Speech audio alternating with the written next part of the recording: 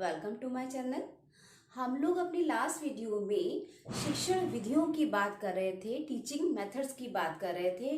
कि कितने तरीके की हमारे शिक्षण विधियां होती हैं, कितने तरीके के हमारे टीचिंग मेथड्स होते हैं जो हमको टीचिंग प्रोसेस में या टीचिंग का जो भी एरिया होता है उसमें बहुत ज़्यादा सपोर्ट करते हैं। हम लोगों ने बात करी थी आगमन विधि की और निगमन विधि की। उसके बाद में एक विधि और बनती है जिसको हम लोग कहते हैं आगमन और निगमन विधि का सम्मिश्रण जो होता है, जिसमें कुछ बातें आगमन विधि की और कुछ बातें निगमन विधि की होती हैं और दोनों की कंसिस्टेंसी के साथ में आप उस चीज को शो करते हो। जब हम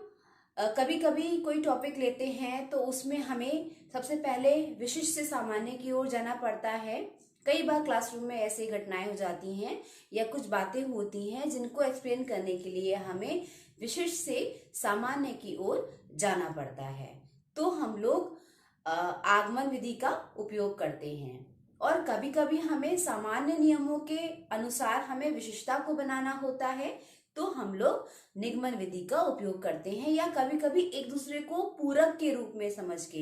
एक दूसरे को पूरक के साथ में शो करके भी हम अपने टीचिंग प्रोसेस में इन दोनों विधियों के सम्मिश्रण को हम प्रयोग में ला सकते हैं। हम इसको उपयोग भी कर सकते हैं और करते भी हैं। तो एक विधि होती है जिसमें हम लोग इन दोनों ही चीजों का प्रयोग कर सकते हैं। इसके बाद में एक और विधि को आज हम लोग समझते हैं, वो है हमारी प्रदर्शन विधि, जिसको हम लोग डेमोन्स्ट्रेशन मेथड। प्रदर्शन विधि के अंतर्गत जो डेमोन्स्ट्रेशन का जो मेथड होता है उसके अंतर्गत हम लोग जितना भी हमारा टीचिंग का बातें होती हैं, जितना भी हमें कॉन्सेप्ट क्लियर करने होते हैं, वो हम डेमो के थ्रू समझाते हैं, उसका हम प्रदर्शन कर देते हैं। सबसे ज्यादा जो इस्तेमाल होता है वो डेमोन्स्ट्रेशन विधि का होता है, क्योंकि इसमें हम लोग एक एग्जाम्पल के तौर पे या किसी भी, मान लीजिए कोई मैकेनिकल वाला एरिया है या कोई एक्सपेरिमेंटल वाला एरिया है, उसमें हम लोग बकायदा डेमो करके दिखा देते हैं कि डेमो के जो हम लोग करते हैं, जो हम प्रदर्शन कर देते हैं, उससे एक एक चीज जो होती है, एक तो बच्चे का कौशल जागता है, उसका इंटरेस्ट जागता है, और एक जो अपने काम के प्रति जो शिक्षक का जो एरिया हम उसे सिखा रहे हैं, जो हमारा टीचिंग वाला एरिया हम उसको उसमें ऐड कर रहे हैं, तो उसमें बच्चा बहुत ज्यादा इंटरेस्ट के संग देखता है और उसको लगाव होता है अपने कॉन्सेप्ट से। जब हम लोग डेमो करके दिखाते हैं, आपने देखा होगा कि बहुत सारे जो स्मार्ट क्लासेस होते हैं उनमें जो कॉन्सेप्ट्स होते हैं वो बकायदा बहुत ही डिटेल तरीके से दिखाए जाते हैं। पूरा उसका जो प्रेजेंटेशन होता है वो डिजिटल होता है, क्योंकि इतना क्लियरली से हम लोग उन एक्सपेरिमेंट्स को समझाते हैं। स्पेशली कोई मैथ वाला एरिया है या फिर आपका ये साइंस वाले एरिया में जो एक्सपेरिमेंट्स होते हैं, चाहे वो फिजिक्स के हुए या केमिस्ट्री के हुए या कुछ भी हुआ, या हमारे एजुकेशन में ही इतने सारे साइकोलॉजी में एक्सपेरिमेंट्स हैं, वो भी हम लोग इस तरीके से समझाते हैं कि जिसका डेमो जब हम लोग करके समझाते हैं तो वो बहुत ही इफेक्टिव होता है। बच्चा रुचि से सीखता है, रुचि से देखता है, उसको अपने कॉन्सेप्ट से लगाव होता है, और सबसे बड़ी बात यह है कि कौशल जागता है, जो स्किल डेवलपमेंट होता है वो बहुत ज्यादा होता है इस विधि के अंतर्गत। तो टीचिंग वाले एरिया में टीचिंग की जितनी भी प्रोसेस चलती है, टीचर लर्निंग का जो प्रोसेस चलती है, उसमें डेमोन्स्ट्रेशन वाला जो मेथड है, प्रदर्शन वाला जो मेथड है, वो बहुत ज्यादा उपयोगी होता है, बहुत ही ज्यादा यूजफुल होता है। अब इसमें कुछ कमियां भी होती हैं। कमियां इसलिए होती हैं कि एक तो जो बहुत सारे बच्चे होते हैं उनको हमको जब हम कोई चीज डेमो करके दिखाते हैं तो वो जब तक वो डेमो पूरा नहीं हो जाता है तो वो बच्चा बिल्कुल कंटिन्यूअस देखता रहता है, मतलब बिल्कुल मौन होके उस बात को देखता रहता है। टीचर हमेशा इफेक्टिव रहता है क्योंकि जो समझाने वाला है वो अपने डेमो को पूरा क्लियर कर रहा है, तो उसका जो एरिया है वो हमेशा क्रियाशीलता वाला रहता है। और बाकी जितने भी लोग होते हैं उसको बिल्कुल देखते रहते हैं, लेकिन वो अभी आप उसमें क्रॉस क्वेश्चन नहीं कर देंगे जब तक वो डेमो पूरा नहीं होगा।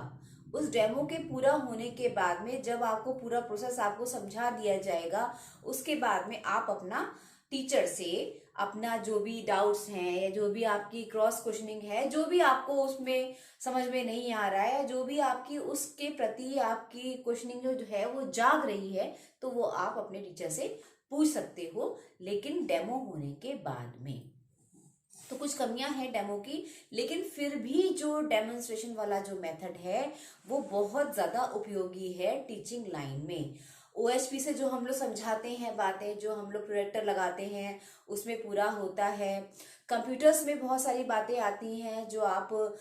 जब आप कंप्यूटर प्रोग्रामिंग की जब आप बातें करते हो तो उसमें बहुत सारी बातें होती हैं जो डेमोन्स्ट्रेशन से बहुत ज्यादा समझाई जा सकती हैं और समझाई भी जाती हैं। छोटे बच्चों के जो क्लासेस होते हैं, जब बच्चे छोटे जो बच्चों को हम लोग जब लर्निंग सिखाते हैं, जो हमारी टीचिंग लर्निंग जो होती है, तो उसमें भी